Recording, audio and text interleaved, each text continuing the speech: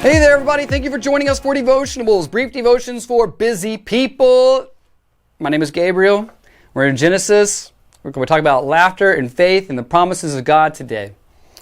There's different kinds of laughter. The laugh of the joyful, the belly laughs, the enjoying life, and the laugh of the skeptic, the cynic, the doubter. God is humorous. God does funny things, and He elicits different responses from people. And the response of faith is the right one. God has given as many promises to Abraham. He tells Abraham, I'm going to give you some land, a land. It will be your land.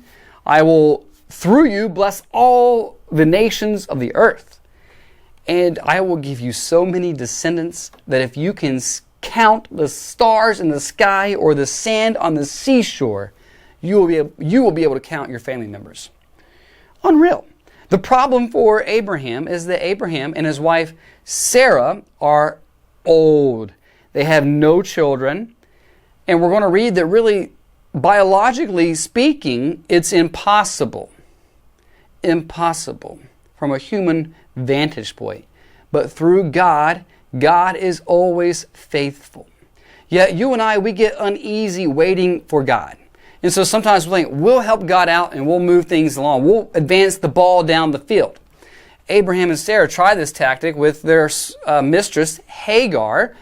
And they decide, why don't you have a child through Hagar and we'll help God out. And so Ishmael is born to Abraham and to Hagar. But this is not the child of the promise. And God even tells them so. And says, I'm going to take care of Ishmael, but through Sarah is my promises will come about. And so we come to chapter 17, verse 17. After God tells Abraham that, hey, it's through Sarah, I will bless Sarah, I will give you a son by Sarah, she will become nations and kings of people from her. Abraham fell on his face and laughed. Is he laughing at God, laughing with God, right? This is the laugh of faith. Like, I don't know how you're going to do this, God. Can you do it through this way? Can you do this? But this is the laugh of faith. He said to himself, shall a child be born to a man who is 100 years old?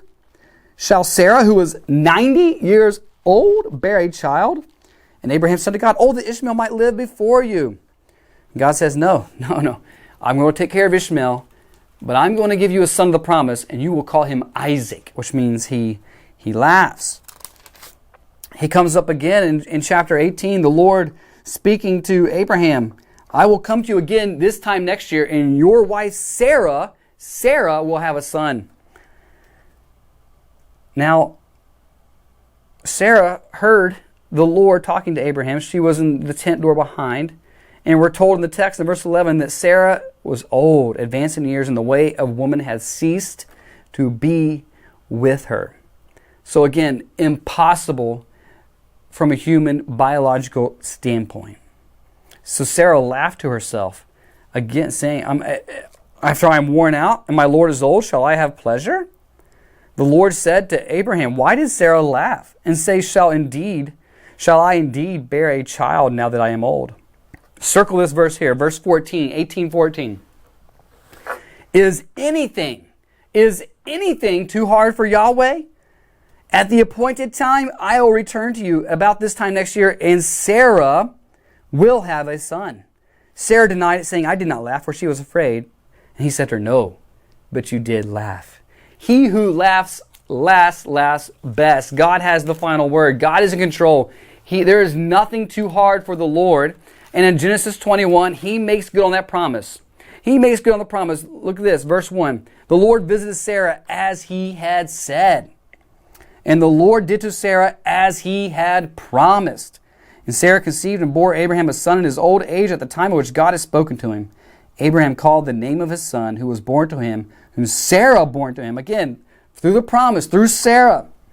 She named him Isaac, which means he laughs. There is nothing too hard for the Lord. Maybe you're getting weary. You're waiting on God, but you're getting weary, and you're trying to think, man, how can I make this happen? Wait on the Lord, right? He laughs last. He always brings about what He has promised. He visits Sarah and did what He promised. Again, in the Gospel of Luke, there's this amazing story. John the Baptist, the forerunner of Jesus, his father Zechariah working at the temple. The angel Gabriel appears to him, tells him, you're going to have a son, and this, and this. And how can it be, right? And then he goes mute. He said, you doubted. Angel Gabriel appears to Mary. How can it be? But not as a skeptic, but as, I don't know how you're going to do this, but I believe.